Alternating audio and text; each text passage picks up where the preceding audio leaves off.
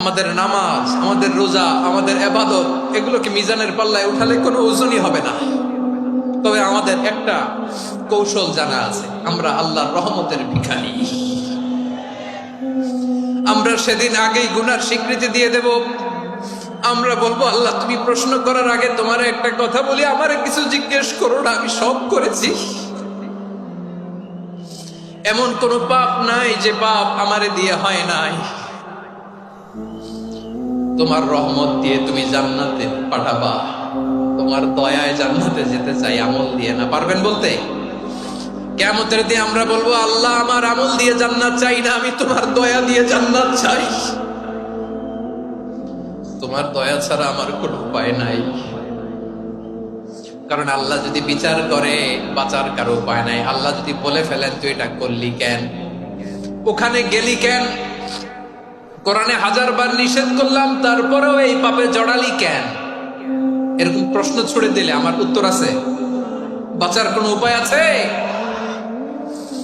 রোজ হাসরে হে আল্লাহ আমার করোনা বিচার, আল্লাহ করোনা বিচার।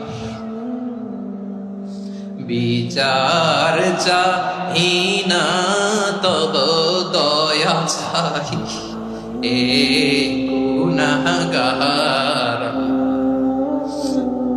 করোনা বিচার। আপনার আমল দিয়ে জান্নাতে যাবেন? কি দিয়ে যাবেন? আল্লাহর দয়া দিয়ে। আল্লাহর রহম আর দয়া ছাড়া কেউ জান্নাতের চেহারাও দেখতে পাবে না।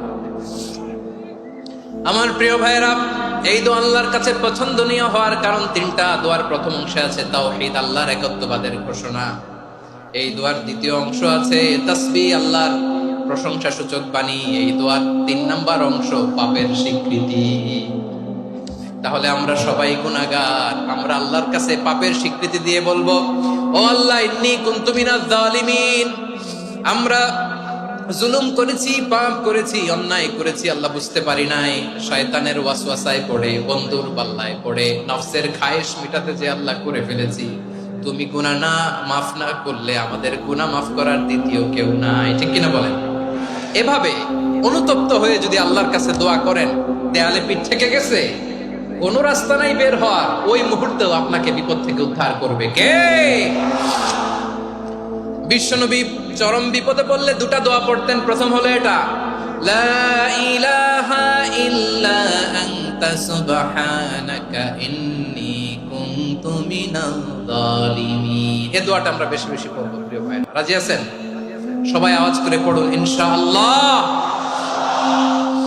আমার প্রিয় ভাইয়েরা, বিপদে পড়লে বিশ্বনবী আরো একটা দোয়া পড়তেন, লা ইলাহা ইল্লাল্লাহুল আযীমুল হালিম, লা ইলাহা ইল্লাল্লাহু রাব্বুল আরশিল আযীম, লা ইলাহা ইল্লাল্লাহু রাব্বুস সামাওয়াতি ওয়াল আরদি ওয়া রাব্বুল আরশিল কারীম।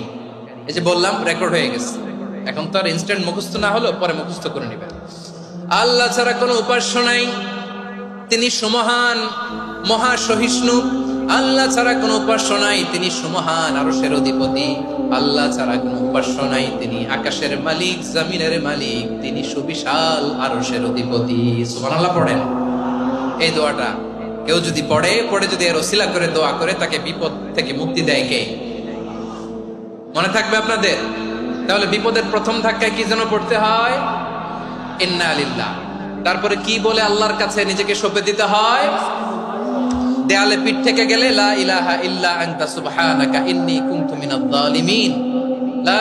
2 নাম্বার হচ্ছে লা ইলাহা ইল্লাল্লাহুল আযীমুল হালিম, লা ইলাহা ইল্লাল্লাহু রাব্বুল আরশিল আযীম, লা ইলাহা ইল্লাল্লাহু রাব্বুস সামাওয়াতি ওয়াল আরদি ওয়া রাব্বুল আরশিল কারীম। মনে থাকবে? ইনশাআল্লাহ বলেন সবাই, আওয়াজ করে সবাই ইনশাআল্লাহ।